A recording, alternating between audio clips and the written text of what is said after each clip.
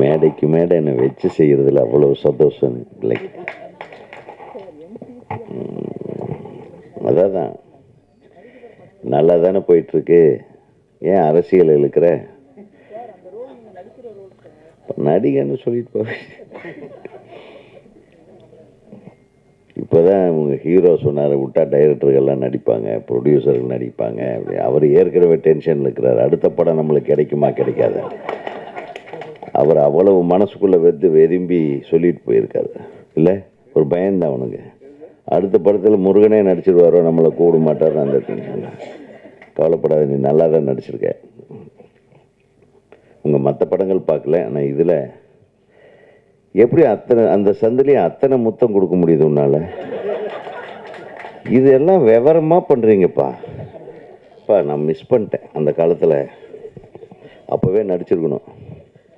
நிறைய பேர் சொன்னாங்க நீங்கள் நடிங்க நடிங்க. என் கூட இருந்த அசிஸ்டண்ட்டுக்கு மோசமான பயலுங்க. சார் வேண்டாம் சார், அவன் வாய்ப்பு போயிடுன்றதுக்காக என் வாழ்க்கையே முடிச்சிட்டாரு, என் சந்தோஷத்தையெல்லாம் கெடுத்துட்டாரு. பாரு, இவனு ஒருத்தன் தான். ஏன்னா சிங்கம்புள்ளி கரெக்ட் தானே? அதில் தப்பிச்சு வந்தது பாக்கியராஜ், பார்த்திபன், பாண்டியராஜ். அவங்க இயக்குனராகவும் என்ஜாய் பண்ணிட்டாங்க, நடிகராகவும் என்ஜாய் பண்ணிட்டாங்க இல்லையா? நம்ம கூப்பிட்டா இப்போ அப்பா வேஷத்துக்கு கூப்பிடுறாங்க. டேய், நான் இன்னும் கொஞ்சம் யங்குடா. எம்ஜிஆரே 42 வயசில் தான் ஹீரோ ஆனார். பெரிய பெரிய ஹீரோக்கள் எல்லாம் என்னை விட வயசானவங்களா இருக்கிறாங்க, என்னை ஏன்டா ஹீரோ ஆக்க மாட்டேன்றீங்கன்னு நேற்று ஒருத்தர் கதை சொல்ல வந்தார். அவன் டென்ஷன் ஆகிட்டான். சார் நீங்கள் நடிப்பீங்களா மாட்டீங்களா அப்படின்னு. இல்லை, எனக்கு இப்போ ஹீரோவாக நடிக்கலான்னு ஒரு ஆசை வந்திருக்கு. நல்லா ஃபைட் பண்ணுவேன், நல்லா டூயட் பண்ணுவேன். இவர் பண்ணார் அந்த வேலையெல்லாம், எல்லாத்த விட நல்லா பண்ணலாம். வாய்ப்புகள் தான் கிடைக்க மாட்டேங்குது. தயாரிப்பாளரே கொஞ்சம் பார்த்துங்க எங்களையெல்லாம். நான் பேரரசு வேணால் எங்கள் படத்தில் வில்லனை போட்டுக்கலாம். அவன் நீ இருக்க இல்லைப்பா, எப்படி புகழ்ந்து எங்கள் படத்தை நீ ப்ரமோட் பண்ணுவ எங்களுக்கு தெரியாதா? ஆக ஒரு மிகச்சிறந்த ஒரு படம். ரொம்ப நாள் கழித்து ஒரு ப்ளசண்ட்டான 2 சாங்கு 3 சாங்கும் பார்த்தேன். அதில் ஒரு சாங்கு மிரட்டிடுச்சு. முதல் சாங்கே வந்து நம்மளை அப்படியே, அப்பா இன்னும் நம்ம தமிழ் சினிமாவில் உயிர் இருக்கு, அது இருக்கு அப்படின்ற ஒரு இது வந்துருச்சு. அது இதுன்னு பேசுனா நீங்கள் உங்கள் இஷ்டத்துக்கு ஃபில்அப் பண்ணிக்கங்க. சூப்பராக இருந்துச்சு. ஸோ முருகன் சாதாரணமான ஆள் இல்லை. யார் டைரக்டரு? திருவண்ணாமலையை கிரிவலம் வந்து என்னென்ன திங்க் பண்ணிக்கிறான்னு தெரியுது. கிரிவலத்தை விட அதிகமாக இவரை சுற்றி வளம் வந்த ஆள் இவர் தான். 2 பேரும் சொல்லிட்டாங்க மாற்றி மாற்றி. கிரிவலன்னு டைட்டில் வச்சிருக்கலாம், பார்க்குன்னு டைட்டில் வச்சுக்க. நிச்சயமாக இந்த பார்க்கு நிச்சயமாக நல்ல நறுமணம் கமலும், நல்ல பூக்கள் மலரும், வெற்றி மலர்களை மலர் வைக்கும் ஒரு பார்க்காக இருக்கும் என்ற ஒரு நம்பிக்கை எனக்கு இருக்கு. ஏன்னா இதில் எல்லாருமே சிறப்பாக இருந்தது. ஒரு படத்தில் இந்த செகண்ட் ஹீரோயின் வந்து இந்த கன்னட குயில் தமிழில் இசைத்தால் எப்படி இருக்குன்ற மாதிரி. எங்கே பாப்பா ನೀನು ಹೆಸರೇನು? ಲೀಮಾ ರೇ. ಸೂಪರ್. ಅಂದರೆ ಏನು ಅರ್ಥ? ನನಗೆ ಅರ್ಥ ಆಗಲಿಲ್ಲ, ಗೊತ್ತಾಗಲಿಲ್ಲ. ಅಂದರೆ ಏನು ಮೀನಿಂಗ್?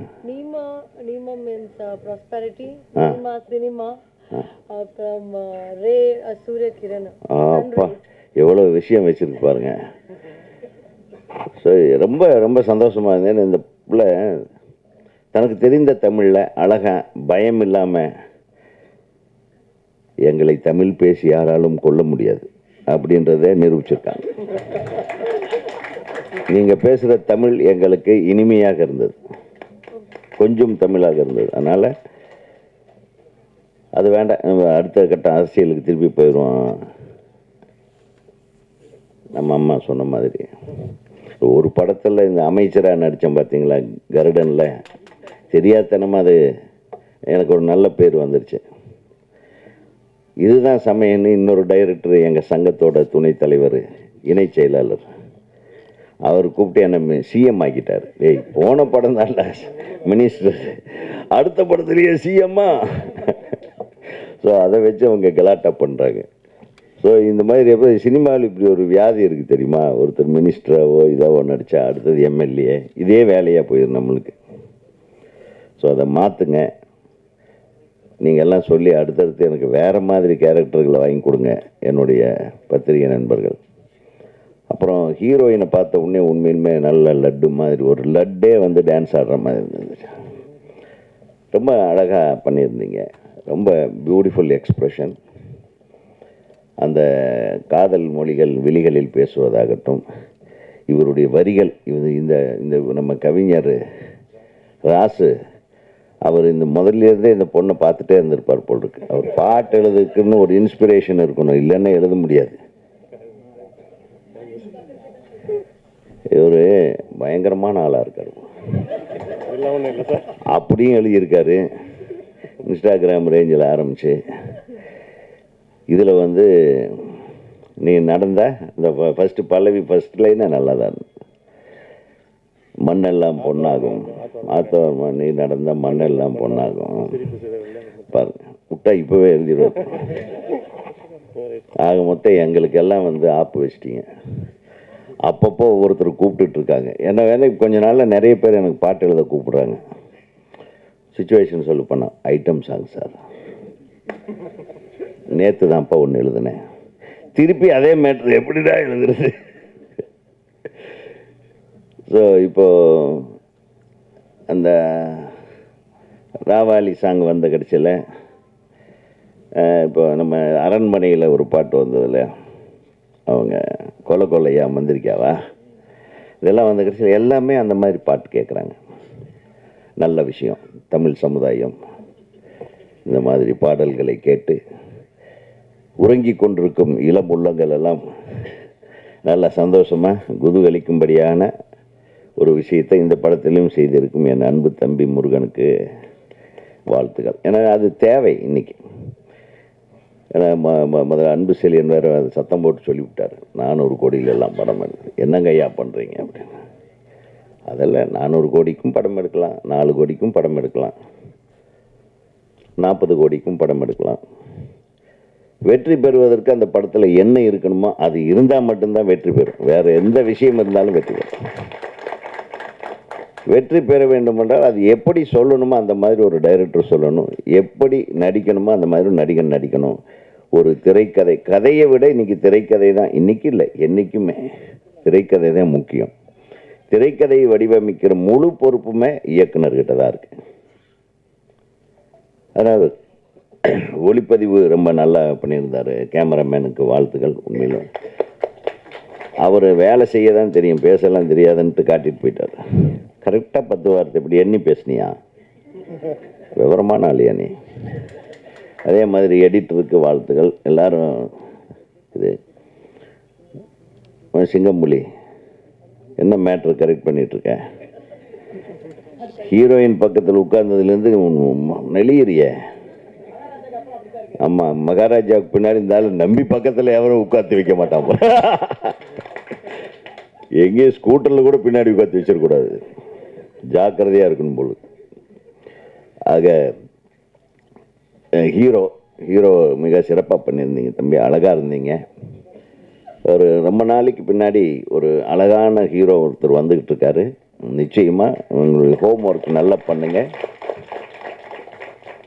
வெறும் டான்ஸ் ஆடுறதும் கிஸ் அடிக்கிறது மட்டும்தான் நடிப்புன்றது நினச்சிக்காம கொஞ்சம் ஹோம் ஒர்க் பண்ணி, இல்லை சும்மா சொல்கிறேன், ஏதாச்சும் மேடையில் இப்படியெல்லாம் பேசினா தானே அப்புறம் அவங்க என் நண்பர்கள் எல்லாம் அதை கிளிப்பிங் போடுவாங்க.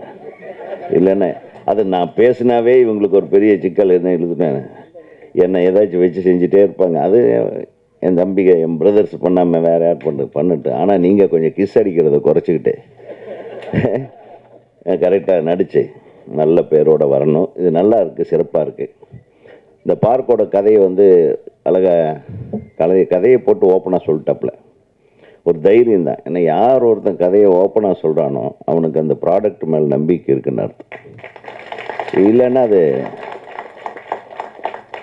ஒரு அழகான காதல், ஒரு அழகான காதலர்கள், அந்த 2 அழகான காதலர்கள் என்ன கொடுமை நடக்குது தெரியுமே, அவங்க இறந்துடுறாங்கன்னு நினைக்கிறேன்.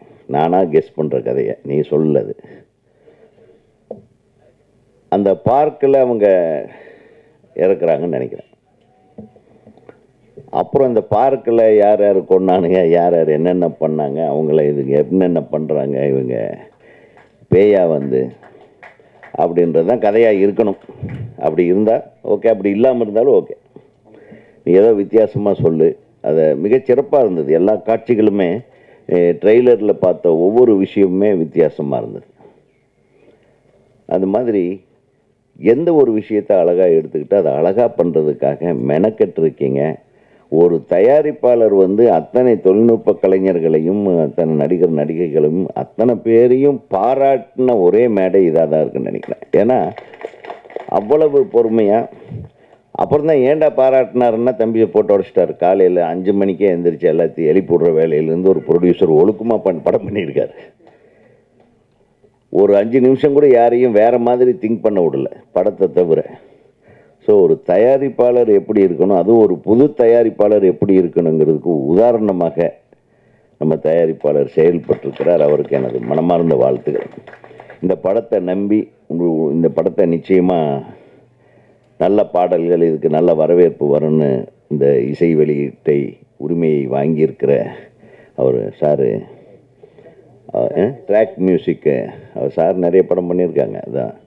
So I am very thankful to you. ஏன்னா இந்த மாதிரி புதியவர்கள் எடுக்கிற படத்தை என்கரேஜ் பண்ணுறது மூலமாக அடுத்தடுத்து படம் தயாரிக்கிற நம்பிக்கையை நம்ம வந்து மக்களுக்கு ஊட்டணும்.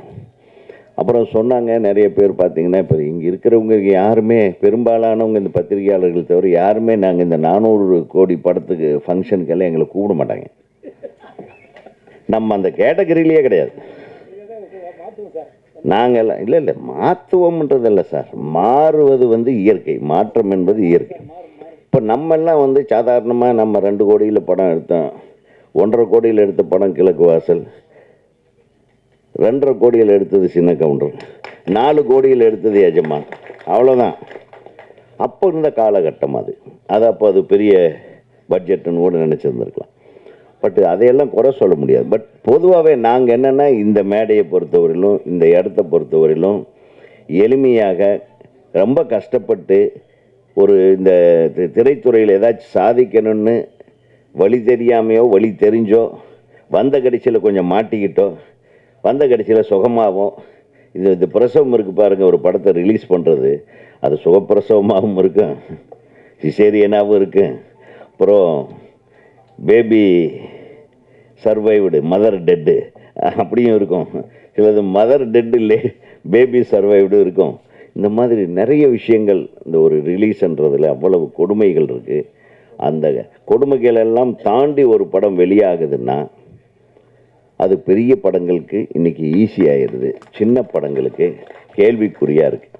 அதனால தான் நான் திரும்ப சொல்கிறேன், எங்களை போன்றவர்களை, சின்ன பட தயாரிப்பாளர்கள், புதிதாக படம் சொன்னும் இயக்குநர்கள் எல்லாமே எங்களை கூப்பிடும்போது ஒரு 3-4 மணி நேரம் 3 மணி நேரமாவது அந்த சேரில் உட்கார்றது கஷ்டம்தான்.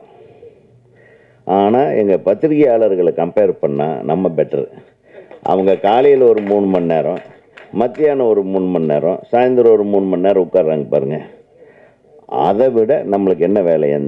என் பிரதர்ஸு வந்து சஃபர் ஆகுறாங்க. பட் ஒரு படம் எடுக்கிறது இந்த 30 நாளோ 40 நாளோ பணம் போட்டு படம் பண்ணியிருக்கீங்க இல்லையா, உங்களை வாழ்த்துவதை தவிர எங்களுக்கு வேறு சந்தோஷம் வேறு எதுவும் இருக்க முடியாது என்பதை இங்கே நான் தெரிவித்துக் கொள்கிறேன். ஏன்னா உண்மையாக சினிமாவை எடுக்க வரும்போதோ, சினிமாவில் ஒரு டைரக்டராக நம்ம வரணும்னு ஆசைப்பட்டு வரும்போதோ, அந்த உத்வேகத்துக்கு நம்ம போராடுற போராட்டம் இருக்குது பாருங்கள். ஏதோ சொன்னார் அவர், ஏதோ கடையில் வேலை செஞ்சார், ஏதோ சொல்லிட்டு இருந்தார். இயக்குனராக அவர் டிரைவராக இருந்தார், லாரன்ஸுக்கிட்ட டிரைவர். அவராவது டிரைவராக இருந்தார், நம்ம அதை விட கேவலமாக இருந்தோம். தங்கருக்கே ரூம் இல்லாமல் டெய்லி ஒவ்வொரு ஃப்ரெண்டு ரூமில் போயெல்லாம் தங்க வேண்டிய சூழ்நிலையில் இருந்து வந்த இயக்குனர்கள் தான் நாங்கள்லாம். அதனால் கஷ்டப்படுறதுன்றது வந்து இது ஒரு அடித்தளம் மாதிரி, நம்ம போடுற ஸ்டெப்பு அதுதான் ஸ்ட்ரென்த்து. அந்த கஷ்டத்திலேருந்து வந்ததுனால தான் நம்ம வெற்றிகளை கொடுக்க முடிந்தது. ஆனால் இந்த கஷ்டத்தை நம்ம வெற்றிப்படிகளாகத்தான் மாற்றிக்கொள்ள வேண்டும். அதனால் முருகனுக்கு நிச்சயமாக தோல்வி கிடையாது. ஒரு மிகச்சிறந்த ஒரு தயாரிப்பாளர் ஒன்று கிடைச்சதே ஒரு பெரிய பலம். அதை விட பலம் இந்த படத்தில் அழகான நடிகர்கள். எனக்கு கேட்டேன், நான் பார்த்தேன் எல்லாருமே ஹீரோயின் மாதிரி இருந்தேன். அப்புறம் அவர் கேட்டேன், இவங்க யாரா? ஹீரோவுக்கா? எனக்கு அம்மாவாக நடிக்கிறாங்க, உங்களுக்கா ஹீரோயினுக்கா? இவங்க அம்மா கூட அழகாக இருக்காங்க. எங்கே அவங்க? ஜெயந்தி மேடம். ஓ சூப்பர். நான் அவங்க முன்னாள் ஹீரோயினோ அப்படின்னு நினச்சேன். வாழ்த்துக்கள். அப்புறம் அவங்க ஆமாம் ரஞ்சனா நாச்சர். ஐயோ எல்லாம் உங்கள் பேர் பாப்புலராக இருக்கு. அதான் அவர் சொல்லிட்டாரு, செல்ஃபோன் எடுத்து ஓப்பன் பண்ணால் உங்களுக்கு வந்துகிட்டே இருக்கு. ஆக எல்லாம் பாப்புலர் ஃபேஸு, ரொம்ப அழகான ஃபேஸு. இத்தனை பேர் நாங்கள் திரைப்பட இயக்குநர்கள் சங்கத்தின் சார்பாக நம்ம வந்திருக்கோம். எங்களுடைய இசி மெம்பர்ஸு ஆர்கே கண்ணன் இந்த படத்தில் பணிபுரிந்திருக்கிறாருன்னு நினைக்கிறேன். அப்புறம் நம்ம நம்பி அவர்கள், இது பிரபாகர், இவெல்லாம் EC members, executive committee members. அதே நம்ம டைரக்டர் சரவண சுப்பையா அவர்கள், அவர் ரொம்ப அழகான டைரக்டரு. நிறைய ஹீரோயினுக்கு ட்ரை பண்ணாங்க, அவர் தப்பிச்சிட்டாரு. ஏதாச்சும் மாட்டியிருந்தேன்னா இன்னும் வேறு லெவலில் இருந்திருக்கு. சிட்டிசன், நம்பர் 1 சிட்டிசனாக இருந்தது. என் தம்பி எவ்வளவு அழகு, அவரும் மிகச்சிறந்த ஒரு நடிகர். எல்லாத்தையும் விட இப்போ ரொம்ப தெனாவெட்டில் உட்கார்ந்துட்டுருக்கிற என் அருமை தம்பி வெற்றி கழிப்பிலே மிதந்து கொண்டு நம்மளை எல்லாம் பற்றி எதை தப்பு தப்பாக பேச போகிறேன்ட்டு சொல்லிட்டு இருந்தார். தம்பிக்கு என வாழ்த்துக்களை சொல்லி, கடைசியாக இந்த பார்க்கு படத்தோட இசையமைப்பாளரை பற்றி சொல்லன்னா அது நல்லா இருக்காது. தம்பி நீங்கள் ரொம்ப நல்லா பண்ணியிருந்தீங்க. ஏன்னா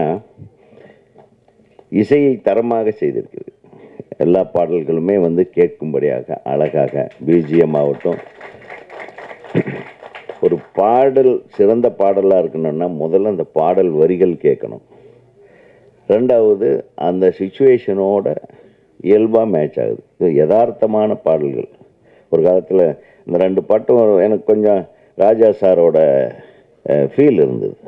அந்த ஃபீல் இல்லைன்னா பாடல் வெறும் மெக்கானிக்கல், இந்த ட்ரம்ஸ் எல்லாம் வாசிக்கிற மாதிரி, இந்த உணர்வும் ட்ரம்ஸ் மாதிரி ஆகிடும். இப்போ வர்ற படங்கள்லாம் அப்படி தான், டம்மால் டும்மில் வர்றான்னு போகிறான்னு போயிடும்.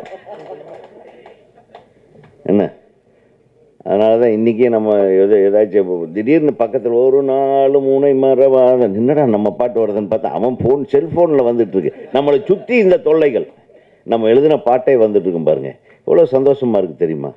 அது உணர்வு கலந்த பாடல்களாக இருந்தால் மட்டும்தான். நீங்கள் தயவு பண்ணி நீ மியூசிக் போடும்போது உணர்வு கலந்த இசையை கொண்டு வா. உணர்வு இல்லாத இசை, செயற்கைத்தனமான இசையை இனிமேல் செஞ்சிடாதீங்க. ஏஆர் ரகுமான் ஆகட்டும், இளையராஜா அவர்களாகட்டும், அதே மாதிரி எம்எஸ்வி அண்ணன், விஸ்வநாதன் ராமமூர்த்தி அவர்கள், அதே மாதிரி கேவிஎம் அவர்கள் பழைய பாட்டெல்லாம் எடுத்தீங்கன்னா என்ன ஃபீல் அது. அந்த ஃபீலிங் இல்லைன்னா இதில் உயிர் இல்லாத பாடல்கள் இருக்குது நிறையா. இன்றைக்கி வர்றதெல்லாம் உயிர் இல்லாத பாடல்கள். சும்மா போட்ட உடனே நங்குன்னு நாடி நரம்பெல்லாம் இழுத்துக்கிட்டு ஜவுக்குன்னு இழுப்பானுங்க. அதோட கட்டு திருப்பி வீட்டுக்கு படுத்து தூங்கிடுவாங்க.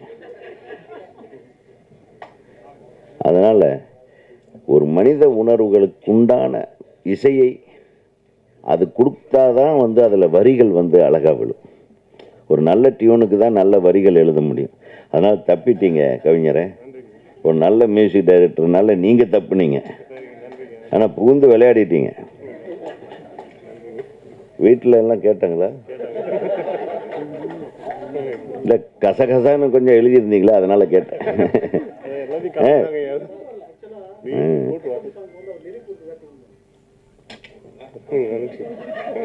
முதல்ல அவர் தான் ஐட்டத்தை ரெடி பண்ணாரா?